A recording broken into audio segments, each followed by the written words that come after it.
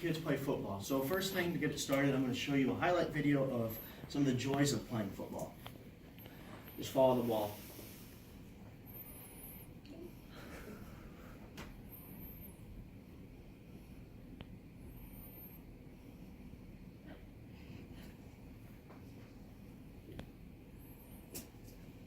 So I know what you guys are all thinking. Keith, and that is the worst highlight video of all time. You guys might be right there, but one thing to note from this video is none of those hits ever caused a concussion. And in my 10 years of playing football, I have never had a concussion. It's no secret that football can be a hazardous sport, and recent highlights of everything have noted concussions. Recent improvements in safety should ease the mind of both parents and players alike. Football has become less dangerous, yet participation is still declining. Football has become less dangerous because of rule changes, and football has become less dangerous due to helmet technology improvements. Football has become less dangerous, yet participation is still declining. Each year, the National Federation of State High School Associations posts their participation numbers for all kinds of sports. I took their data and plotted the last 10 years, and as you can see, the trend is clearly down. It's dropped about 50,000 people in the last 10 years. A lot of this is due to the recent emphasis on concussions. Another issue is that celebrities have come out and said they will not let their kids play football. Terry Bradshaw, a former Steeler, President Barack Obama, and Hall of Famer Troy Aikman have all said if they had sons, they would not let their kids play football due to concussions. Football has become less dangerous because of rule changes. Schools are starting to limit full contact practices. One common practice that's starting to be implemented is that there's no full contact drills during the first week.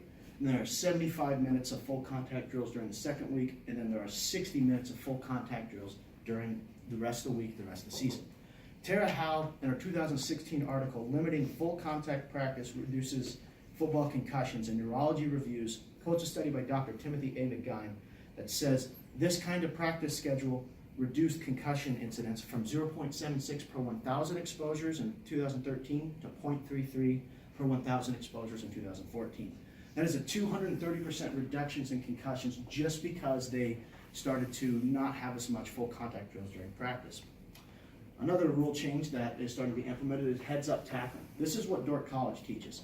It teaches that you keep your head up and to the side when you make a tackle, not down and going at the person. This is a much safer way to tackle, and it's being implemented at all levels, at youth, at middle school, high school, college.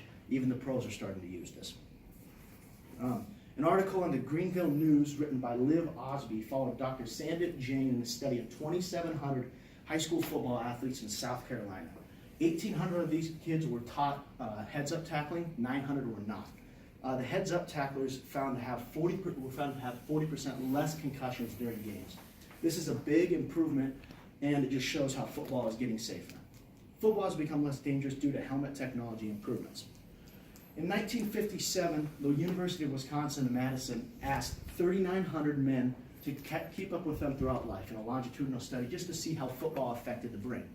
They found in 2017 that cognitive and depression outcomes later in life were found to be similar for high school football players and their non-playing counterparts from the mid-1950s in Wisconsin. Basically, this means that even in 1950, these people are about average for old people, even if they play football or not. There's no mental side effects, cognitive depression, anything like that.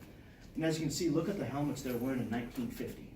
Now look at the helmets they're wearing today. There's a big difference here. So you should not be concerned about helmet, technology. It keeps improving, so if there's nothing wrong in the first place, then there's probably nothing going to be wrong now with better helmets. Another change is the Riddell Revolution and the VSR-4. The Riddell Revolution is about a 10-year-old helmet. The VSR-4 is about 15. We still have some Revolutions here at Dordt, and that's, some of you guys have this helmet. And in the article, Can Helmet Design Reduce the Risk of Concussions in Football, published in 2014 in the Journal of Neurology, the study found that the Revolution helmet is 46.1% more effective at preventing concussions than the old VSR-4 helmet. This just shows that helmet technology can be improved, although it cannot reduce the risk of concussions completely. It does help reduce them, not eliminate them. In conclusion, there will always be concussions in football. The current direction is to reduce instances by changing rules and equipment.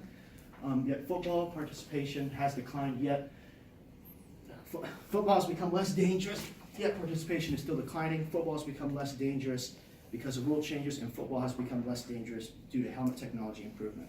If my opinion isn't enough, why don't you take the opinion of Dr. Peter Cummings?